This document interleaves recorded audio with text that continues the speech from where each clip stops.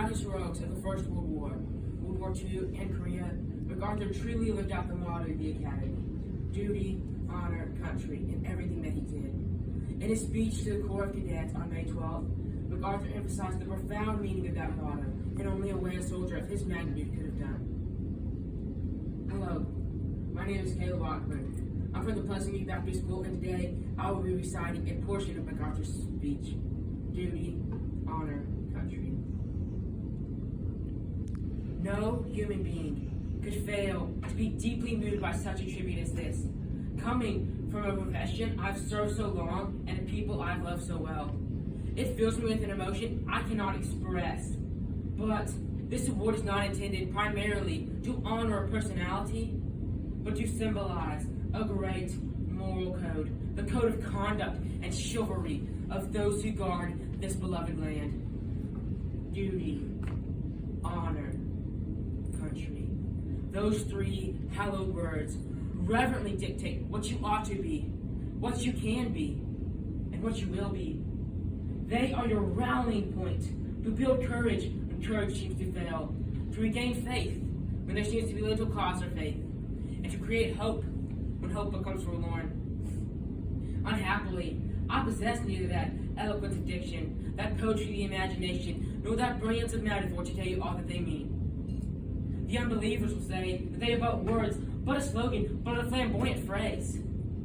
Every cynic, every hypocrite, every troublemaker, and I'm sorry to say, others of an entirely different character will try to downgrade them, even to the extent of mockery and ridicule. But these are some of the things that they do. They build your basic character. They mold you for your future roles as the custodians of this nation's defense.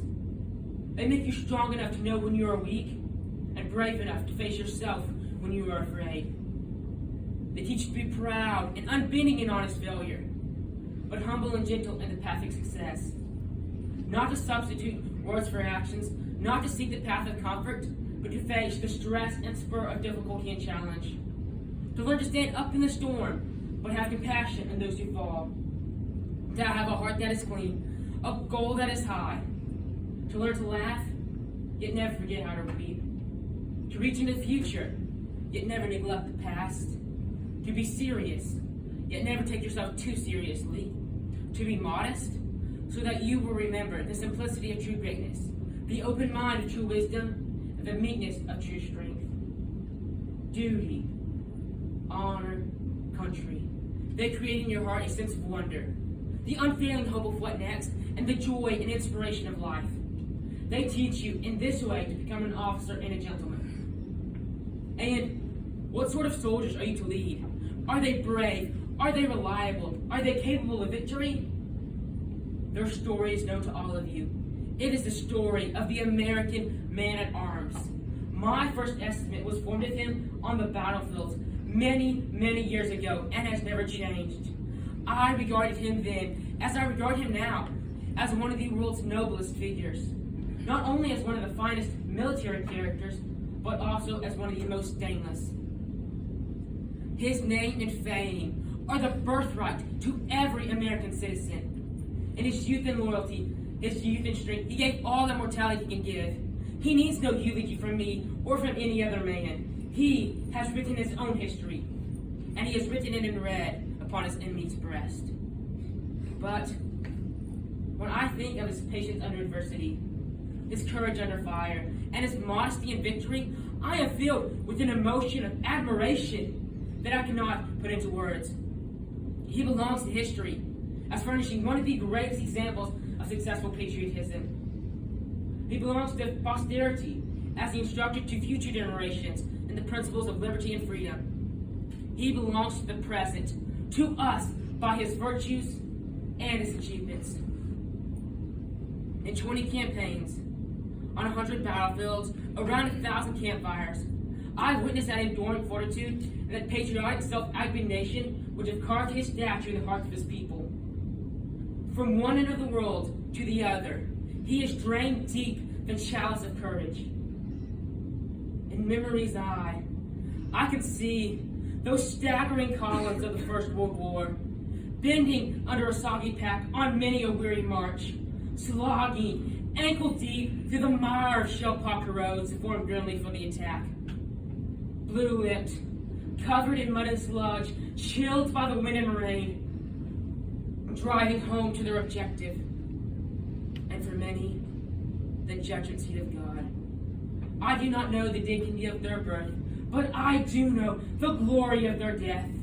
They died unquestioning, uncomplaining, with faith in their hearts, and on their lips, the hope that we would go on to victory.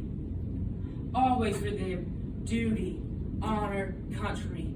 Always their blood and sweat and tears as we sought the way and the light and the truth.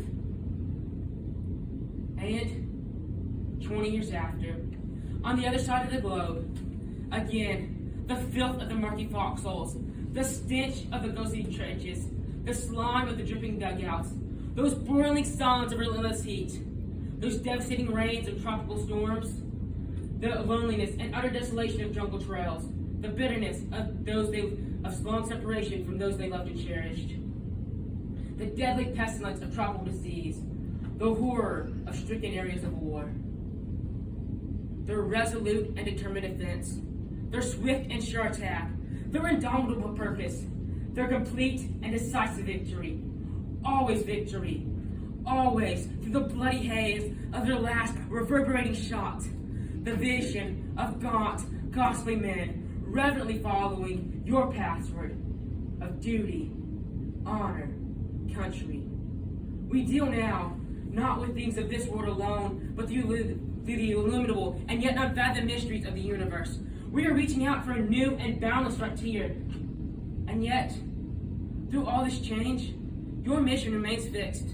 Yours is to win our wars. Yours is the profession of arms, the will to win, the sure knowledge that in war, there is no substitute for victory, that if you lose, this nation will be destroyed.